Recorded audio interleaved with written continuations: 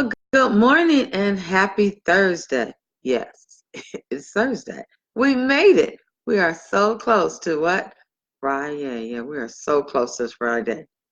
And so I want to really thank you for, that's right, I'm looking around because I don't have any, but that's okay. Good morning. I'm Angela McGowan, your professional healthcare advocate and your caregiver strategist. I help you navigate through healthcare sea of red tape and create strategies that would allow you to give excellent health care as you give care and love yourself as well. Listen, I am the author and publisher of What You Don't Know Could Kill You, How to Get Out of the Hospital Alive, and I'm the founder of Angie's Pace.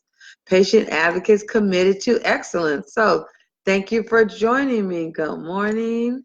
And I welcome you to be here. So today we are continuing talking about something that is so important in America and of course globally, and that is opioid abuse, okay? Awareness, prevention, all of those things. We want to make you aware, want to tell you about prevention, and we want to stop abuse. And we do know that the fastest growing age group of opioid abusers are those between 50 and 55, okay, and older, but it starts right in between there.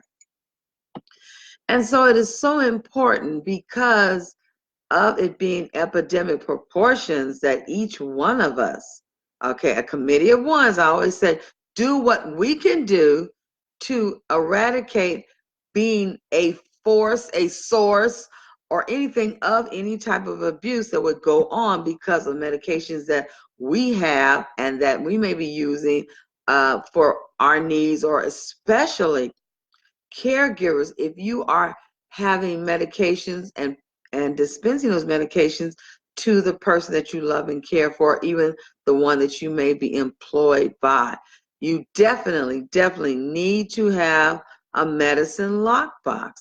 Those medicines need to be locked up, especially during times if you may be taking that person to the doctor or maybe leaving, going to the store, whatever it may be, that medication needs to be locked up, definitely. And then what happens when you've taken the medication for whatever reason, and this is frequently, I remember this going on with my grandmother, like, seemed like all the time.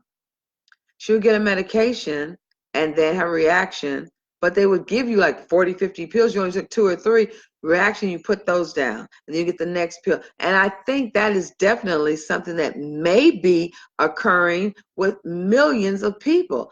It's not that they just sit there and store opioids, or they just want to be a pharmacy collection or dispensary. That's not it. What is happening is, if they have a reaction of the medication and they've already brought it home and taken 1 or 2, they keep it because most medicines are good for anywhere from a year to 2 years, depending on what the medication is. And so that is why many times when people are staying, be it they've moved in temporarily or they are relocating, or perhaps they are just even visiting, and go to your bathroom, okay, where most people have always kept medications, and they see what they feel is a surplus. If they are an abuser, they're going to take advantage of that. And so I want to make you aware, because it's probably something you've never thought of. You know, you don't use it, you don't throw it away, you're not passing it out to anyone. It's just there in your home. And so we want to make sure that you think about that and that we do something to alleviate that. Okay, so let me just say that according to the DEA, Drug Enforcement Administration, a survey that they had in 2017, that's just 2 years ago, they have over 6 million Americans misuse controlled prescription drugs. Okay, the study shows that a majority of abused prescription drugs were obtained. I'm sorry. The study that shows a majority of abused prescription drugs were obtained from family and friends, often from the home medicine cabinet. From the home medicine. Hi, thanks for joining. Good morning. From the home medicine cabinet. Oh, I see I'm freezing. Sorry about that. But this is what I'm telling you. You need to have a medicine lockbox. Because, hey, Elaine, you don't really know hey, Brandy, good morning. You don't really know who's visiting your home. I mean, there's nobody wearing a sign like, hey, I'm your sister, but I'm an abuser. I'm your neighbor, but I'm an abuser. You don't really know who it is. They come in, they want, and it seems like, I'm telling you, I don't care who comes to the door, even for a few minutes, what? They have to go to the bathroom. It's just like, hello, how are you? Can I use your bathroom? It's like all one sentence almost, right? And because of that, now if you have multiple bathrooms, you may say, well, I keep all of mine in my bathroom. I don't let anybody use that. And okay, well and good. But I'm telling you that if you have anywhere, there is the potential of somebody misusing those medications. And so you should get a medicine lockbox. And if you have multiple bathrooms, you should make sure that it is true. It's only you or your spouse, whoever it is, in that bathroom.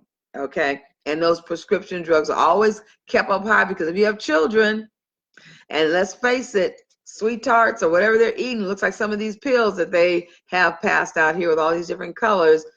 That's how you have accidental overdose. Okay, so this is just for safety's sake and to make sure that you are aware of that.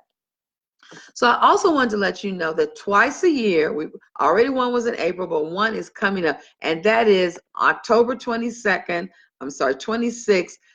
The DEA sponsors a national Take Back Day.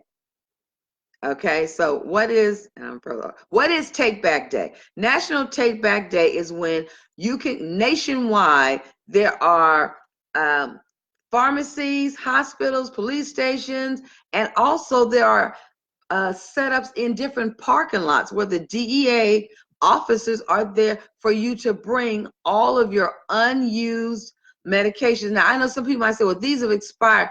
Please don't throw them down the toilet. Please don't crush them up. Please take them there. You might say, I don't want to wait till October. That's why I put right here in the comments, if you go to that website, they even have year-round disposals. There are places that will take your opioids year-round. When someone leaves this world and they've had a lot of those kind of medications, usually the family's like, well, what do I do with all these medicines? You don't want to just throw them in the trash, and you certainly don't want to say, who wants them? I mean, anything like that. So what you should do is to get in touch with the people that the Take Back Day. There are some hospitals that will take back prescriptions, medications as well. But you need to know, you don't want to be driving around like, what do I do? Where do I go? There are even some companies, the DEA could actually lead you to them, that you can mail those drugs there. They send a package, it's like a container. It's, you put everything in there, and then it's a bag, it's all sealed up, and it's free to send them back. Needles, unused needles, anything that you may have that would definitely cause harm or could be used by someone that is quote unquote an abuser, can be taken back for the free. Okay, you don't even, so coming up October 26th, and listen, September is what? When is September? It's Sunday. So you know how fast October is going to be right behind it. If you don't want to wait, please go to that website. If you can wait, or if you're telling people about it, it's going to be October 26th. It is a huge national event. So no matter where you live, your relatives, you can spread the word throughout the country, because that's a big, huge event.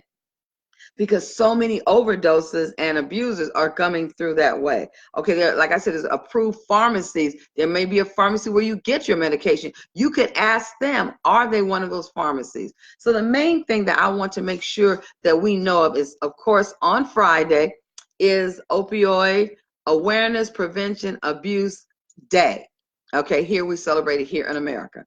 On Saturday, the next day, is International Overdose Awareness Day. Okay, that's going to be on Saturday. So please, please, please, thank you for sharing. Thank you for being a part of the broadcast. And I thank you in advance for telling this information to everyone. It is so important that people know that you may have an issue, but there's always an answer. Okay, and I hope that today I have been able to give you that answer, and you have been able to find out some information that maybe you didn't know otherwise. So please, please spread this information.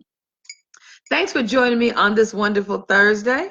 I certainly hope you have an awesome day and continue to be awesome. I'm Angela McGowan, your professional healthcare advocate and your caregiver strategist. And I'm leaving you with two things: blessings and joy. Why is that? Because they both belong to you. Have an absolutely incredible day. And I will see you again tomorrow at 9:05. Bye.